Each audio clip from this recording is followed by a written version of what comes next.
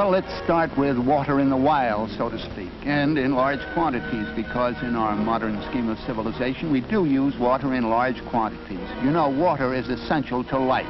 Without water, there is no animal or vegetable life. Now, here's a desert scene. There's no water there, and you often find the skeletons of animals there that died for lack of water. Water comes to us in the form of rain, of course. All the water that we get on Earth comes out of the skies, falls on the forests and on the fields, and then drains into the little brooks, and the little brooks into the larger brooks and the streams, and finally the rivers and lakes, and into the ocean. And in the meanwhile, it is being drawn up again by the sun, and the cycle is repeated. From the beginning of history, we know that man has enjoyed water and used water in many ways. For instance, water power is an old trick. Here's a crude water wheel producing power and saving hand labor. And of course, women haven't been behind men either. They know that water has some good qualities. But this water that we get that way, that scours the earth and the city streets and is full of garbage and sewage and waste products and dirt of all kinds, and to use it, we have to screen out the impurities. And we screen it roughly with large grills of this kind in the first place, and then through successively smaller grills. And finally, we put up a dam and create an artificial lake called a reservoir, where the water is still and where the impurities sink to the bottom. Now, it's in these reservoirs that our little friends go to work for us, the minute one-cell bacteria that I mentioned before. They destroy the organic life that is in the water. They absolutely eat it up or break it down, whichever way you want to put it. And this then sinks to the bottom of this reservoir, where it becomes a sediment or a sludge, and we have good uses for that sediment or sludge. One thing that we can do with it is simply to pour it out where we want the ground to be raised. We can use it to make ground, as we do with dredges in many places. Another thing is that in the process of purifying water, these bacteria help to produce a gas, and we can burn this gas. As a matter of fact, this gas is used to produce the power in some of these purifying stations, which I consider a neat trick. And of course, a third thing that we can do with this sediment or sludge is to use it as a fertilizer in our fields, because it contains a great many valuable chemical elements that help to produce better crops.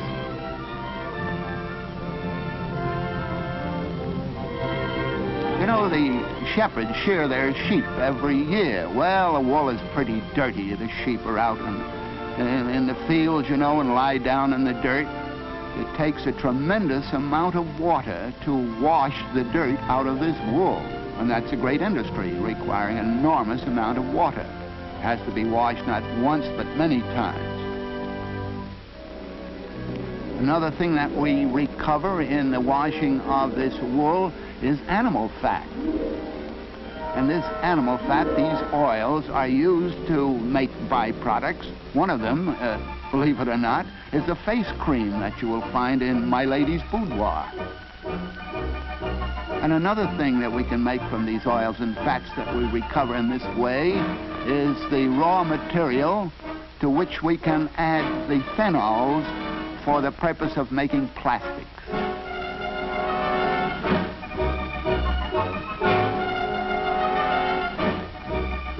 Now, this is sediment that we recovered in that fashion, and it's mixed with one of the phenols, and this is a plastic plant. A mold and a press, and presto.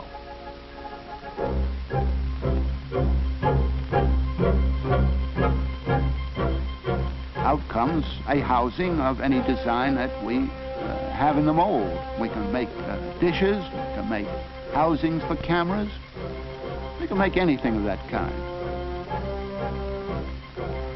Now, it may seem a simple thing to back up water with a dam and hold it under control, but there's more to it than just building a dam across a river or a stream and getting a large, still body of water.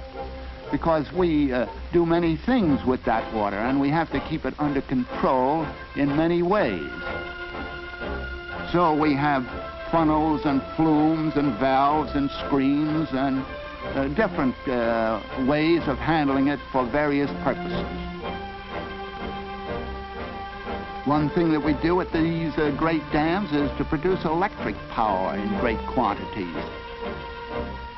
The water is run so that it goes through a turbine, a great turbine, which it turns at terrific speed, and this turbine produces the electric power that we use in such great quantities in this country. I'm sure you've seen these power lines going all across the country by hill and dale.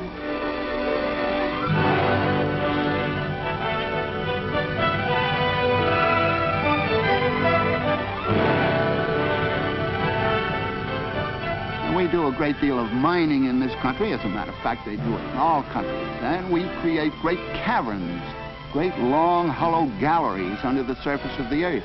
Well, sometimes, if nothing is done about it, these galleries collapse down there, in which case, of course, the level of the ground above is lowered.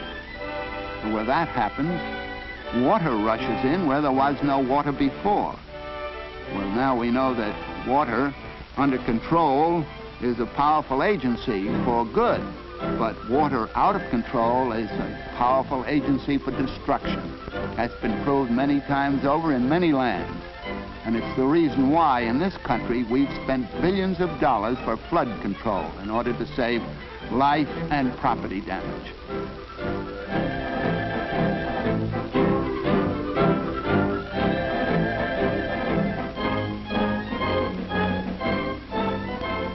Another thing, when we build a great dam for irrigation or for water supply purposes, we have to put in a lot of machinery to put this water where we want it at the right time.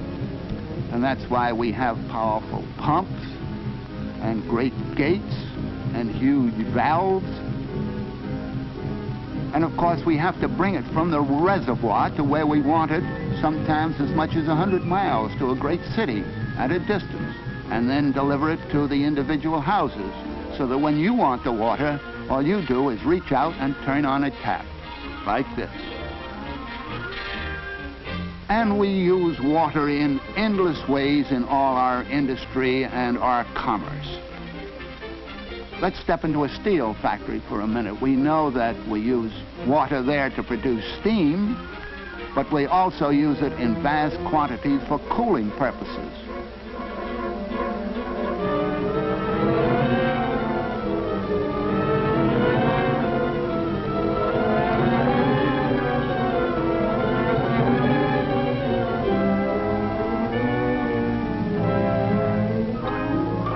In fact, there isn't an art or a science or an industry that doesn't use water, and a great deal of it in many ways in producing whatever type of good that industry or art turns out.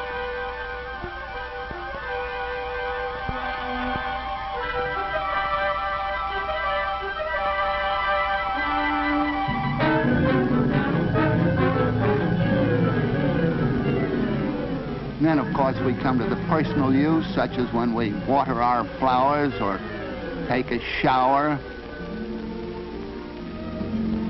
or go swimming, or go sailing, or any of another dozen ways in which we use it. And while we are using and enjoying it, let's remember this about water. It's essential to life.